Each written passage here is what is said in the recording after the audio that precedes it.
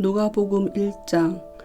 우리 가운데서 일어난 일들에 대하여 차례대로 이야기를 엮어내려고 손을 댄 사람이 많이 있었습니다. 그들은 이것을 처음부터 말씀의 목격자요 전파자가 된 이들이 우리에게 전하여 준 대로 엮어냈습니다. 그런데 존귀하신 데오빌로님, 나도 모든 것을 시초부터 정확하게 조사하여 보았으므로 가깝게 그것을 순서대로 써드리는 것이 좋겠다고 생각하였습니다. 이리하여 각하께서 이미 배우신 일들이 확실한 사실임을 아시게 되기를 바라는 바입니다. 유대왕 헤롯 때에 아비야조에 배속된 제사장으로서 사가랴라고 하는 사람이 있었다. 그의 아내는 아론의 자손인데 이름은 엘리사벳이다. 그 두 사람은 다 하나님 앞에서 의로운 사람이어서 주님의 모든 계명과 규율을 흠잡을 데 없이 잘 지켰다. 그런데 그들에게는 자녀가 없었다. 엘리사벳이 임신을 하지 못하는 여자이고 두 사람은 다 나이가 많았기 때문이다. 사가랴가 자기 조의 차례가 되어서 하나님 앞에서 제사장의 직분을 담당하게 되었다. 어느 날 제사직의 관례를 따라 제비를 뽑았는데 그가 주님의 성소에 들어가 분향하는 일을 맡게 되었다. 그가 분향하는 동안에 온 백성은 다 밖에서 기도하고 있었다. 그때 주님의 천사가 사가랴에게 나타나서 분향하는 제단 오른쪽에 섰다. 그는 천사를 보고 놀라서 두려움에 사로잡혔다. 천사가 그에게 말하였다. 사가랴야, 두려워하지 말아라. 내 간구를 주님께서 들어주셨다. 내 아내 엘리사벳이 너에게 아들을 낳아줄 것이니 그 이름을 요한이라고 하여라. 그 아들은 내게 기쁨과 즐거움이 되고 많은 사람이 그의 출생을 기뻐할 것이다. 그는 주님께서 보시기에 큰 인물이 될 것이다. 그는 포도주와 독한 술을 입에 대지 않을 것이요 어머니 뱃속에 있을 때부터 성령을 충만하게 받을 것이며 이스라엘 자손 가운데서 많은 사람을 그들의 주 하나님께로 돌아오게 할 것이다. 그는 또한 엘리야의 심령과 능력을 가지고 주님보다 앞서 와서 부모의 마음을 자녀에게로 돌아오게 하고 거역하는 자들을 의인의 지혜의 길로 돌아서게 해서 주님을 맞이할 준비가 된 백성을 마련할 것이다. 사가랴가 천사에게 말하였다. 어떻게 그것을 알겠습니까? 나는 늙은 사람이요 내 아내도 나이가 많으니 말입니다. 천사가 그에게 말하였다. 나는 하나님 앞에 서 있는 가브리엘인데 나는 내게 이 기쁜 소식을 전해주려고 보내심을 받았다. 보아라, 그때가 되면 다 이루어질 내 말을 내가 믿지 않았으므로 이 일이 이루어지는 날까지 너는 벙어리가 되어서 말을 못하게 될 것이다. 백성이 사가랴를 기다리는데 그가 성소 안에서 너무도 오래 지체하므로 이상하게 여기고 있었다. 그런데 그가 나와서도 말을 못하니까 사람들은 그가 성소 안에서 환상을 본 줄로 알았다. 사가랴는 그들에게 손짓만 할 뿐이요 그냥 말을 못하는 채로 있었다. 사가랴는 제사 당번 기간이 끝난 뒤에 집으로 돌아갔다. 그 뒤에 얼마 지나서 그의 아내 엘리사벳이 임신하고 5달 동안 숨어 살면서 이렇게 말하였다. 주님께서 나를 돌아보셔서 사람들에게 당하는 내 부끄러움을 없이 해주시던 날에 나에게 이런 일을 베풀어 주셨다. 그 뒤로 6달이 되었을 때에 하나님께서 천사 가브리엘을 갈릴리 지방의 나사렛 동네로 보내시어 다윗의 가문에 속한 요셉이라는 남자와 약혼한 처녀에게 가게 하셨다. 그 처녀의 이름은 마리아였다. 천사가 안으로 들어가서 마리아에게 말하였다. 기뻐하여라, 은혜를 입은 자야, 주님께서 그대와 함께 하신다. 마리아는 그 말을 듣고 몹시 놀라 도대체 그 인사말이 무슨 뜻일까 하고 궁금히 여겼다. 천사가 마리아에게 말하였다. 두려워하지 말아라, 마리아야. 그대는 하나님의 은혜를 입었다. 보아라, 그대가 잉태하여 아들을 낳을 터이니 그의 이름을 예수라고 하여라. 그는 위대하게 되고 더없이 높으신 분의 아들이라고 불릴 것이다. 주 하나님께서 그에게 그의 조상 다윗의 왕위를 주실 것이다. 그는 영원히 야곱의 집을 다스리고 그의 나라는 무궁할 것이다. 마리아가 천사에게 말하였다. 나는 남자를 알지 못하는데 어떻게 이런 일이 있겠습니까? 천사가 마리아에게 대답하였다. 성령이 그대에게 임하시고 더없이 높으신 분의 능력이 그대를 감싸줄 것이다. 그러므로 태어날 아기는 거룩한 분이요 하나님의 아들이라고 불릴 것이다. 보아라, 그대의 친척 엘리사벳도 늙어서 임신하였다. 임신하지 못하는 여자라 불리던 그가 임신한 지 벌써 6달이 되었다. 하나님께는 불가능한 일이 없다. 마리아가 말하였다. 보십시오. 나는 주님의 여종입니다. 당신의 말씀대로 나에게 이루어지기를 바랍니다. 천사는 마리아에게서 떠나갔다. 그 무렵에 마리아가 일어나 서둘러 유대 산골에 있는 한 동네로 가서 사가랴의 집에 들어가 엘리사벳에게 문안하였다. 엘리사벳이 마리아의 인사 말을 들었을 때에 아이가 그의 뱃속에서 뛰놀았다. 엘리사벳이 성령으로 충만해서 큰 소리로 외쳐 말하였다. 그대는 여자들 가운데서 복을 받았고 그대의 태중의 아이도 복을 받았습니다. 내 주님의 어머니께서 내게 오시다니 이것이 어찌 된 일입니까? 보십시오. 그대의 인사말이 내 귀에 들어왔을 때에 내 태중의 아이가 기뻐서 뛰놀았습니다. 주님께서 하신 말씀이 이루어질 줄 믿은 여자는 행복합니다. 그리하여 마리아가 말하였다. 내 영혼이 주님을 찬양하며 내 마음이 내 구주 하나님을 좋아함은 그가 이 여종의 비천함을 보살펴 주셨기 때문입니다. 이제부터는 모든 세대가 나를 행복하다 할 것입니다. 힘센 분이 나에게 큰 일을 하셨기 때문입니다. 그의 이름은 거룩하고 그의 자비하심은 그를 두려워하는 사람들에게 대대로 있을 것입니다.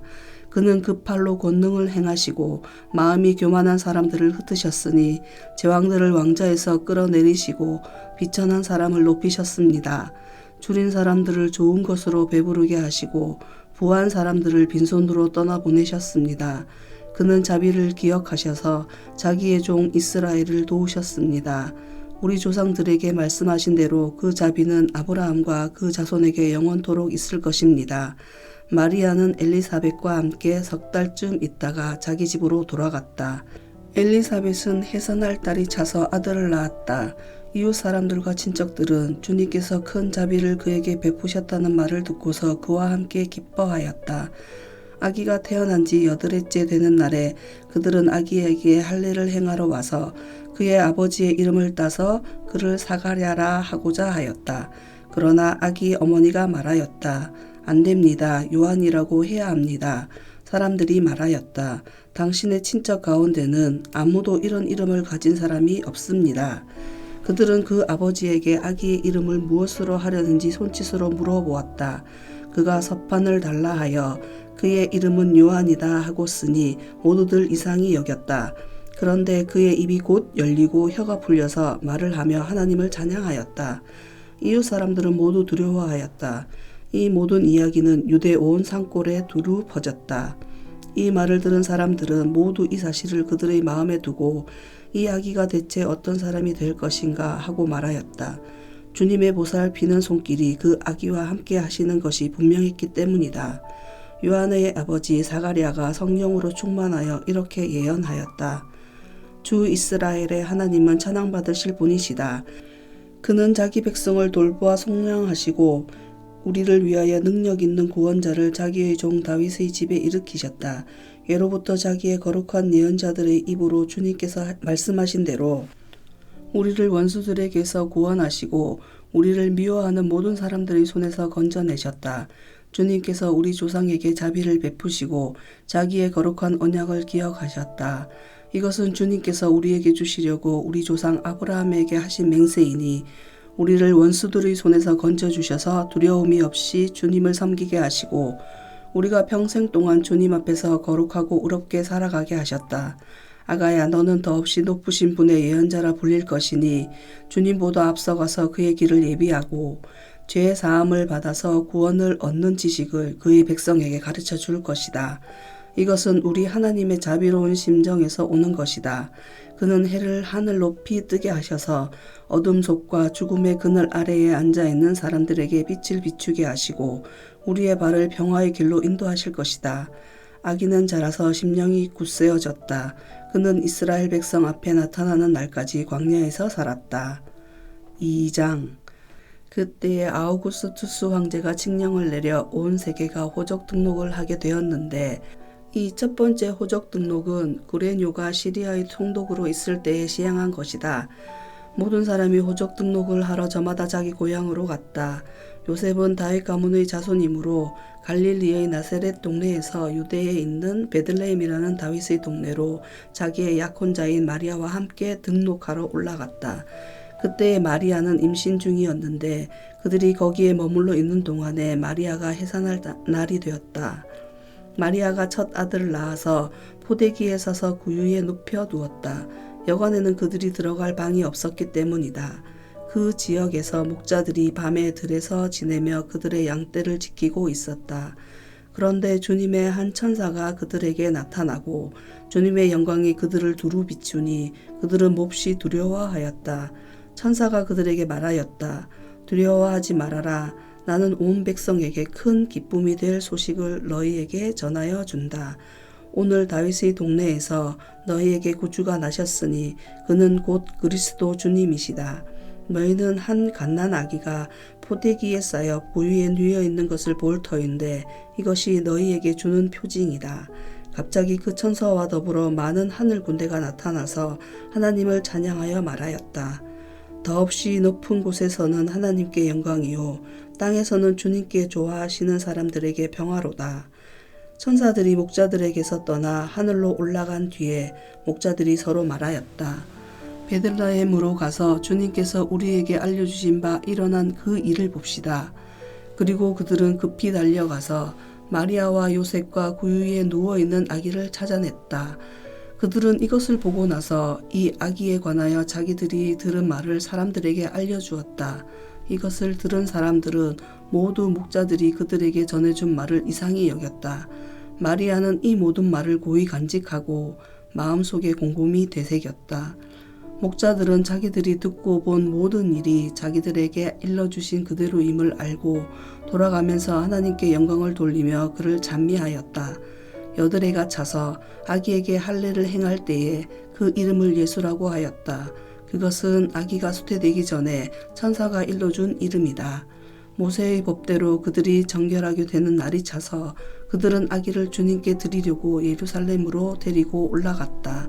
그것은 주님의 율법에 기록된 바 어머니의 태를 처음 여는 사내 아이마다 주님의 거룩한 사람으로 불릴 것이다 한 대로 한 것이요. 또 주님의 율법에 이르신 바 삼 비둘기 한 쌍이나 어린 집 비둘기 2마리를 드려야 한다 한 대로 희생제물을 드리기 위한 것이었다. 그런데 마침 예루살렘에 시므온이라는 사람이 있었는데 그 사람은 의롭고 경건한 사람이므로 이스라엘이 받을 위로를 기다리고 있었고 또 성령이 그에게 임하여 계셨다.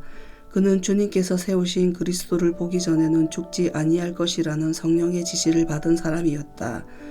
그가 성령의 인도로 성전에 들어갔을 때에 마침 아기의 부모가 율법이 정한 대로 행하고자 하여 아기 예수를 데리고 들어왔다. 시므온이 아기를 자기 팔로 받아서 안고 하나님을 찬양하여 말하였다. 주님, 이제 주님께서 주님의 말씀을 따라 이 종을 세상에서 평안히 떠나가게 해주십니다. 내 눈이 주님의 구원을 보았습니다. 주님께서 이것을 모든 백성 앞에 마련하셨으니 이는 이방 사람들에게는 계시하는 빛이요 주님의 백성 이스라엘에게는 영광입니다. 아기의 아버지와 어머니는 시므온이 아기에 대하여 하는 이 말을 듣고서 이상하게 여겼다. 시므온이 그들을 축복한 뒤에 아기의 어머니 마리아에게 말하였다. 보십시오. 이 아기는 이스라엘 가운데 많은 사람을 넘어지게도 하고 일어서게도 하려고 세우심을 받았으며 비방받는 표징이 되게 하려고 세우심을 받았습니다. 그리고 칼이 당신의 마음을 찌를 것입니다. 그리하여 많은 사람의 마음속 생각들이 드러나게 될 것입니다. 아셀 지파에 속하는 바누엘의 딸로 안나라는 여예언자가 있었는데 나이가 많았다. 그는 처녀 시절을 끝내고 7해를 남편과 함께 살고 과부가 되어서 84살이 되도록 성전을 떠나지 않고 밤낮으로 금식과 기도로 하나님을 섬겨왔다. 바로 이때에 그가 다가서서 하나님께 감사를 드리고 예루살렘의 구원을 기다리는 모든 사람에게 이 아기에 대하여 말하였다.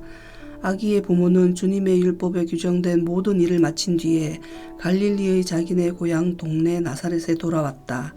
아기는 자라나면서 튼튼해지고 지혜로 가득 차게 되었고 또 하나님의 은혜가 그와 함께 하였다. 예수의 부모는 해마다 6월절에 예루살렘으로 갔다. 예수가 12살이 되는 해에도 그들은 절기 관습을 따라 6월절을 지키러 예루살렘에 올라갔다. 그런데 그들이 절기를 마치고 돌아올 때에 소년 예수는 예루살렘에 그대로 머물러 있었다. 그의 부모는 이것을 모르고 일행 가운데 있으려니 생각하고 하룻길을 갔다. 그 뒤에 비로소 그들의 친척들과 친지들 가운데서 그를 찾았으나 찾지 못하여 예루살렘으로 되돌아가서 찾아다녔다. 사흘 뒤에야 그들은 성전에서 예수를 찾았는데 그는 선생들 가운데 앉아서 그들의 말을 듣기도 하고 그들에게 묻기도 하고 있었다. 그의 말을 듣고 있던 사람들은 모두 그의 슬기와 대답에 경탄하였다. 그 부모는 예수를 보고 놀라서 어머니가 예수에게 말하였다. 얘야, 이게 무슨 일이냐? 내 아버지와 내가 너를 찾느라고 얼마나 애를 태웠는지 모른다. 예수가 부모에게 말하였다. 어찌하여 나를 찾으셨습니까? 내가 내 아버지의 집에 있어야 할 줄을 알지 못하셨습니까? 그러나 부모는 예수가 자기들에게 한 그 말이 무슨 뜻인지를 깨닫지 못하였다. 예수는 부모와 함께 내려가 나사렛으로 돌아가서 그들에게 순종하면서 지냈다. 예수의 어머니는 이 모든 일을 마음에 간직하였다. 예수는 지혜와 키가 자라고 하나님과 사람에게 더욱 사랑을 받았다. 아멘. 오늘도 주님 안에서 복된 하루 되시기 바랍니다.